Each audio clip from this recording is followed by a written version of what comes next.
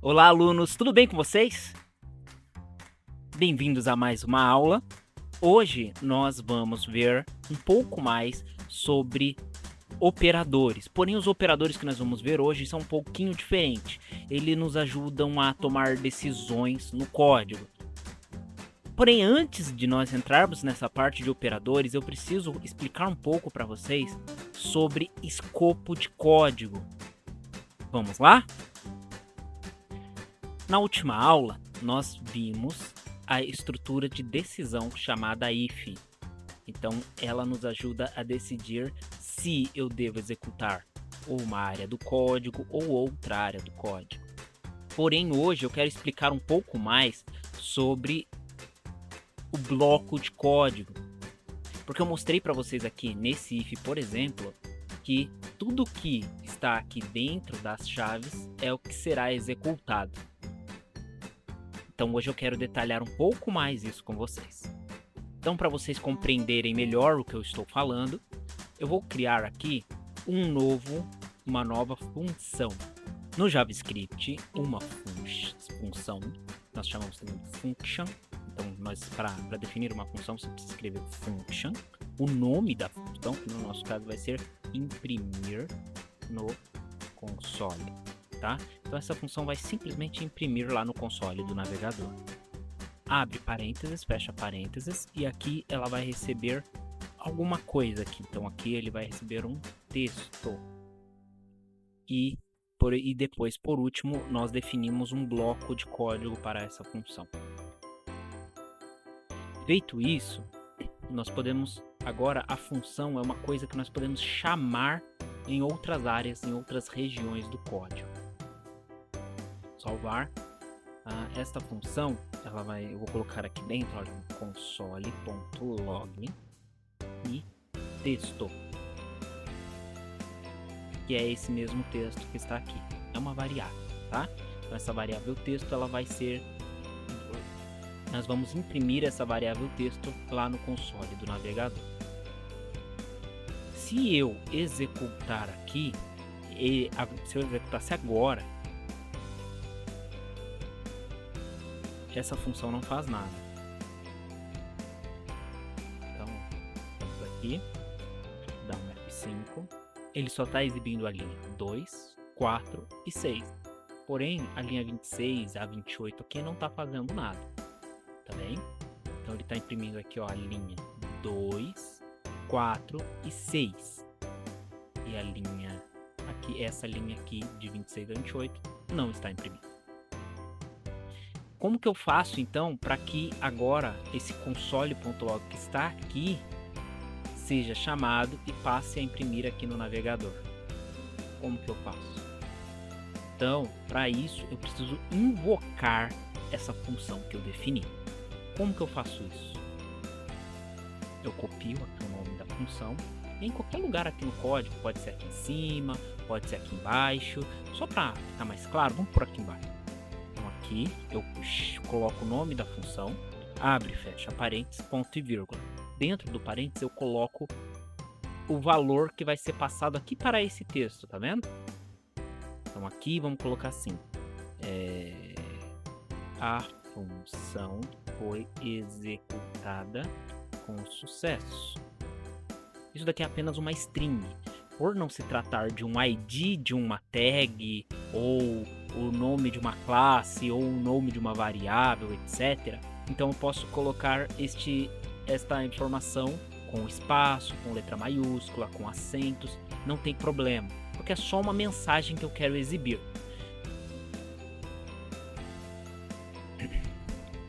Feito isso, salvei aqui e vamos ver. Olha, já executou. Deixa eu colocar aqui, ó, do lado, tá? Ele já executou aqui, ó, a função foi executada com sucesso na linha 27. O que aconteceu aqui? O que aconteceu foi, quando o Google Chrome carregou esse arquivo index.js através do index.html aqui, o que eu fiz aqui, eu cliquei com o botão direito do mouse, Open with Live Server. Se você ainda não tem instalado isso daqui, é porque você precisa instalar aqui, olha.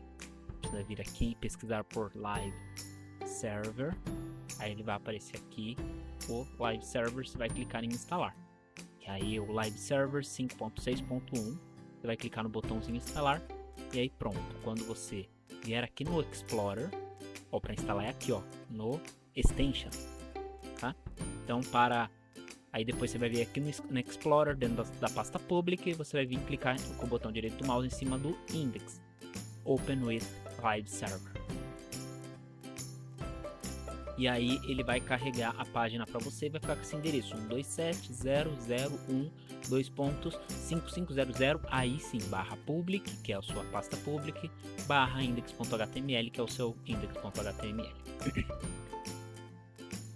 Feito isso, quando você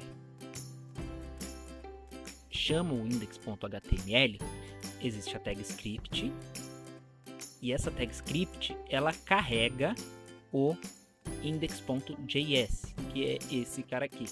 Lembrando que JS é uma abreviação de JavaScript. Então, por isso que é index.js. Então, o index.html chama o index.js. Então, quando você chama o index.js, ele sai executando tudo que você está vendo aqui, ó. Ele sai executando esta linha, depois esta, aqui, tum. E ele vai executando tudo. Por isso que ele imprime aqui, ó, linha 2, ele vai imprimir aqui, ó, o que está na linha 2 aqui. Então, a linha 4, ele vai imprimir aqui, ó, que está na linha 4, que é o botão que nós recuperamos através aqui do ID botão, tá vendo?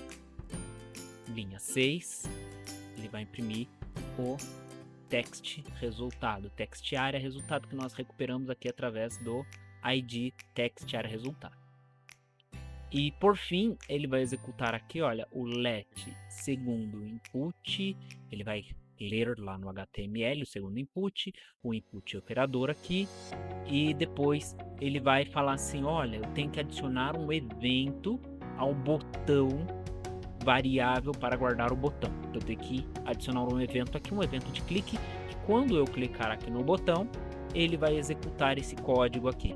Por isso que esse código não foi executado ainda, ó. Não tem nada aqui desse código, ele não preencheu nada aqui, porque esse código só é executado quando eu clico no botão.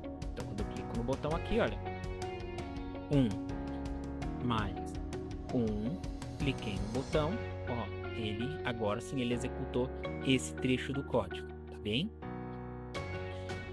E por fim, toda vez que eu carrego a minha página, então ele vai ler toda essa parte superior, ele vai entender que ele precisa ficar olhando aqui para o evento de clique no botão, ou seja, ele vai precisar ficar escutando aqui se eu clico no botão ou não.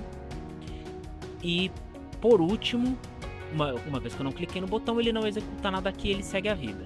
Ele vem, declara uma função, ou seja, ele escreve essa função, ele vê que existe uma nova função aqui agora, e aqui no final de tudo ele executa a função. E aí quando ele executa a função, ele passa essa mensagem para a função. A função foi executada com sucesso. Que daí essa vai ser chamado aqui. Quando ele executa a função aqui, ele chama essa função que foi escrita aqui e passa o texto para esta variável aqui. E aí uma vez que ele passou o texto, eu consigo imprimir o texto aqui no console. Então, aqui ó, você vê que na linha 27 a função foi executada com sucesso. Vamos ver isso na prática? Eu vou aqui, ó. Tá vendo esses dois pontinhos aqui? Você vai procurar por source. Talvez já até está aparecendo para você esta guia aqui. Então, sources. Aqui em sources, eu vou clicar aqui, olha, em index.js. Ele vai aparecer aqui na lateral. Deixa eu maximizar isso aqui. Aí eu vou poder ver tudo acontecendo em tempo real. Então eu vou colocar aqui, olha, clicar aqui, ó, tá vendo? Uma vez que eu cliquei aqui, ficou esse tracinho azul. Esse tracinho azul, ele chama-se breakpoint. O que significa breakpoint? Significa um ponto de parada. Então eu quero que quando executar esse código, ele pare aqui onde está esse breakpoint. Vamos testar? Basta dar F5 aqui na página e pronto, o texto já está parado. Ó, ele está parado bem aqui. Então, o que tem aqui? Olha, o que nós podemos enxergar aqui? A variável input text, ela está sendo declarada. Ela não foi declarada ainda, ela ainda não leu o conteúdo que estava aqui. Então, se você colocar, vamos ver aqui se ela já aparece. O input text está aqui. Aqui, ó, input text. Então aqui a variável input text, olha, ela está undefined, ou seja, ela não foi definida. Se ela não foi definida, não tem valor nenhum. Quando eu passar para a próxima lista, tá vendo aqui, ó, step into, step out, step over. Então nós vamos nesse step over aqui. Nesse step over, ele vai pular aqui para a linha de baixo, aqui para a linha 2. Vamos ver? Olha, aqui para a linha 2. E agora, olha, você pode ver que existe algo aqui dentro do input text, da variável input text. Porque ele executou esse código e salvou o resultado desse código, dessa função, da função getElementById. Recapitulando, existe essa função document.getElementById, que ela leu o ID, procura lá no HTML, tá? Ele procura lá no HTML o ID, a tag que possui esse ID. Uma vez que ela achou, ela lê essa tag e transforma tudo isso num objeto e devolve. Esse objeto é salvo aqui. Então, se você olhar aqui, ó, coloquei o mouse em cima aqui do objeto. Olha que coisa estranha. Ele tem um monte de coisas aqui, ó, que não se parecem com uma tag. E aí aqui tem um monte de informações. É por isso que eu falei que isso daqui não é exatamente uma tag, é um objeto. Pode ver que ele não é ele não tem, nem se parece com uma tag. Ele mostra algumas coisas aqui, olha, que relacionadas à tag, ó, tá vendo body aqui? Então aqui dentro ele tem um body, então dá pra ver que ele tem alguma relação com a página, porque até, olha, quando eu coloco o mouse aqui sobre a página, sobre o body, cadê? Vamos lá, cadê o body que eu tinha visto? Quando eu coloco o mouse sobre o body, ele acende lá a tela, olha. Então ele tem uma relação com o body, mas isso daqui não é uma tag, isso aqui é um objeto, que aí tem várias informações aqui nesse objeto, que nos permite manipular, ou seja, nos permite trabalhar com a tag HTML. E aí aqui vamos ver... olha aqui, ó, as informações de estilização dessa tag, validity, tá? Então, olha, tem uma série de informações que é até difícil. Olha, o type text. Vamos ver o que mais que nós conseguimos identificar aqui dentro. Vamos ver se tem o value aqui. Aqui, ó, o value. O value é exatamente aquele valor que nós imprimimos aqui, ó, quando nós fazemos aqui, ó. Tá vendo? Input text.value. Nós estamos lendo esse valor que está nesse value aqui, ó. Tá vendo? Esse campinho aqui, este campo, né? Então o value vai ficar aqui dentro. Então é por isso que nós conseguimos ler através do input text.value. Quando eu faço input text.value, eu estou falando assim, eu quero ler o valor, está lá naquele campinho chamado value. Bom, vamos seguir adiante.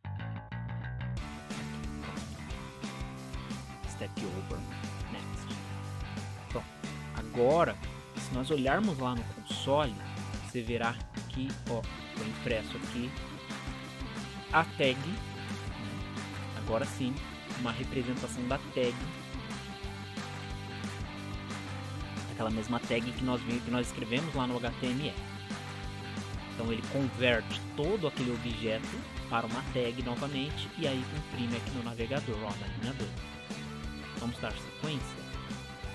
Próxima linha. Pronto, ele carregou, ele leu o botão, ele leu o ID botão lá no HTML e conseguiu recuperar a tag do botão e salvou um objeto relacionado a esse botão aqui dentro. Ó, tá vendo? Botão. E aí aqui, jogo da velha, botão. Isso quer dizer, ó, botão, ID, botão. Lembra-se que o jogo da velha, ele nos ajuda a recuperar um ID, por exemplo, lá no CSS? Então, é isso que ele está fazendo. Ele está mostrando aqui para você que você está vendo um botão com o ID botão. E aí aqui tem uma série de informações novamente. E olha aqui, ó. Ele local name, botão, node name, botão, text, olha aqui, ó, o ID, ó, botão aqui. Olha o valor que foi que nós colocamos no botão, que é o nome do botão, que é calcular. E assim vai. Então aqui nós vimos que realmente é o botão que nós criamos lá no nosso HTML. Vamos seguir? Pronto, agora aqui ele vai fazer a leitura do ID text área resultado. E mais uma vez ele carregou aqui o text área resultado. Aqui, olha, quando eu coloco o mouse em cima, ele já acende lá no HTML. Tá bem? Próximo. O segundo input, ele leu. Aqui, ó, ele leu o segundo input. O operador, olha, quando eu coloco o mouse em cima, ele ainda não leu. Tá vendo que ele tá esperando aqui? Ele vai chamar ainda a função getElementById, passando aqui o nome do operador do ID que ela quer buscar, que é o operador. Então ela ainda não leu quando nós rodamos aqui. Pronto, agora sim ela leu. Então ela, através do ID operador que ela passou aqui, olha, para a função, ela conseguiu recuperar a tag operador e transformou no objeto que foi salvo. Então por isso que eu falei que um tipo numérico é muito diferente de um tipo objeto, porque você pode ver aqui, olha, que o objeto ele tem uma série de informações aqui dentro. Então é muito diferente de um valor.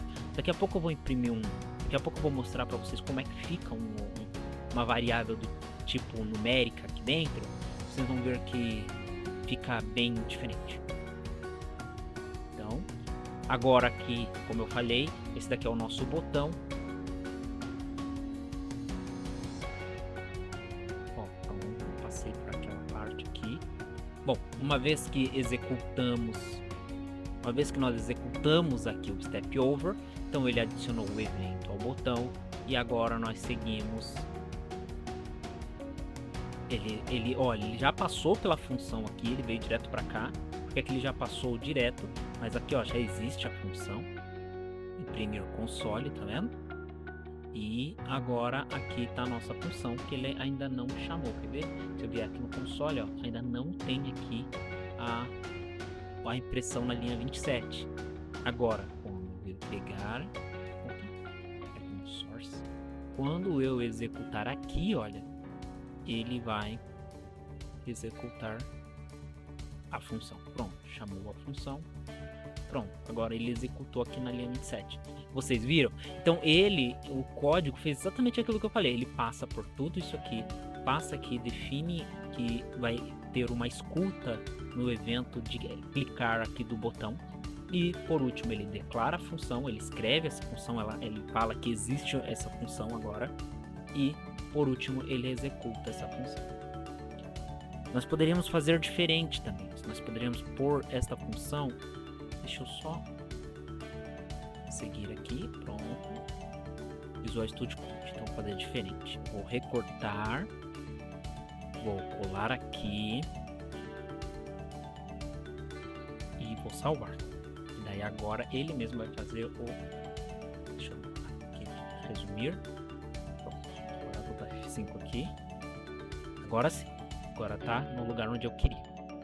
Olha. Então eu estou chamando a função, o JavaScript ele vai ler tudo isso primeiro, ele vai falar, ok, li tudo, entendi tudo que tem que fazer, e depois ele vai ir executando passo a passo. Mas nós não vemos isso, nós vemos mais ou menos a forma como ele faz a leitura. Mas ele já, quando ele chega aqui na linha 26, ele já sabe que existe essa função imprimir console, então ele vai funcionar igualmente. Vamos testar? Então, o texto, agora você verá aqui, olha, vamos seguir, ele vai passar ali toda a parte de criação das variáveis, ele adicionou o evento ao botão e ele vem aqui imprimir console. Então, você pode ver que aqui ele já imprimiu a linha 2, 4 e 6 e ainda não imprimiu a 27. Mas agora, quando nós clicarmos aqui em continuar, olha, step over next function call, ele executou. Ó, ele executou e imprimiu na linha 29. Então aquilo que eu falei é verdade. Quando ele chama aqui, ele já sabe que esta função existe e ele consegue imprimir o texto que nós passamos para a função, que chegou através dessa variávelzinha aqui, e o texto foi imprimido no log. Então você pode fazer isso daí aí no seu Visual Studio também, pode criar essas duas novas etapas. Por hoje é só. Na próxima aula nós podemos ver um pouco mais sobre blocos de código, estruturas de decisão, que nós vimos aqui o if, né? Ele nos ajuda a decidir por qual caminho nós devemos seguir, e vamos ver alguns outros operadores diferentes aqui nós vimos o mais, o dividir, o menos, multiplicação. Então nós vamos ver alguns outros operadores que funcionam um pouquinho diferente desses aqui, tá bem? Então vejo vocês na próxima aula. Muito obrigado, um abraço.